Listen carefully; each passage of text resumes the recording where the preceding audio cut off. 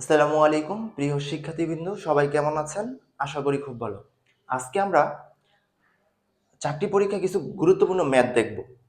যে ম্যাথগুলো হচ্ছে কিভাবে শর্টকাটে সলভ করা যায়, ঠিক আছে? তা হচ্ছে আমরা দেখব। আচ্ছা, প্রথম প্রশ্নটা আমরা দেখি যে 5টি ক্রমিক সংখ্যার যোগফল 100 হলে প্রথম ও শেষ সংখ্যার গুণফল কত? তাহলে প্রথমে হচ্ছে আমার কি ক্রমিক সংখ্যা থেকে প্রথম আর শেষ সংখ্যাটা নির্ণয় করতে হবে, তারপর হচ্ছে গুণফল নির্ণয় করতে হবে। আচ্ছা, আমরা এমন একটা শর্টকাট দেখব যে এই শর্টকাটের নিয়মটা থাকতে হবে কি, যদি ক্রমিক সংখ্যা থাকে তাদের যদি যোগফল থাকে। কি শর্টকাট?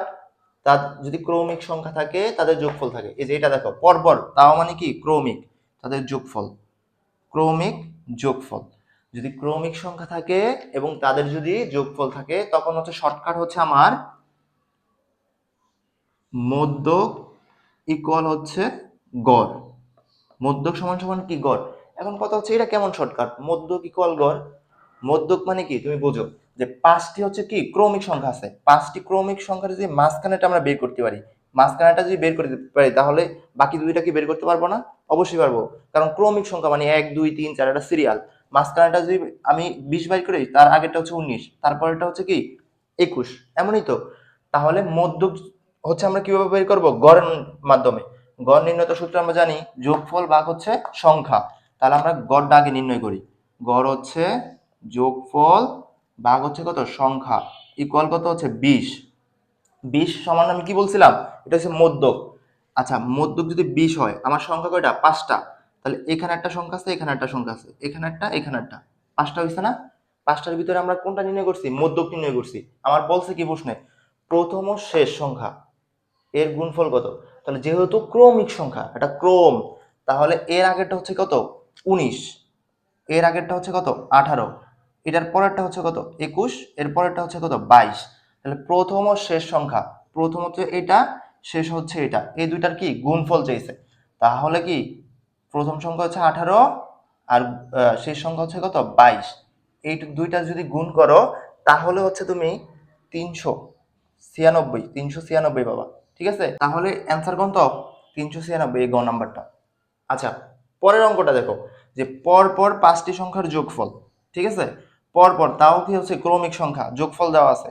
তাহলে সবচেয়ে বড় সংখ্যা কত?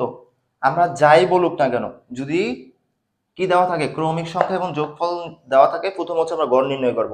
চোখ খাইটা কি নির্ণয় করব? গড় নির্ণয় করব। যোগফল ভাগ হচ্ছে কত? সংখ্যা। তাহলে কয়টি সংখ্যা? 5টি।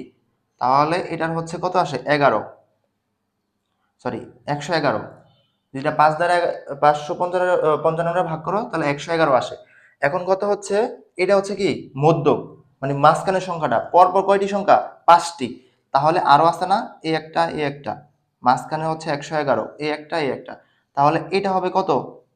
110। এটা হবে কত? 109। এটা হবে কত? 112। এটা 113। তাহলে সবচেয়ে বড় সংখ্যা বলছে, তাহলে সবচেয়ে বড় এই কটা সংখ্যার মধ্যে সবচেয়ে বড় কোনটা? 113। তা এই হচ্ছে আমার কি কাঙ্ক্ষিত অ্যান্সার।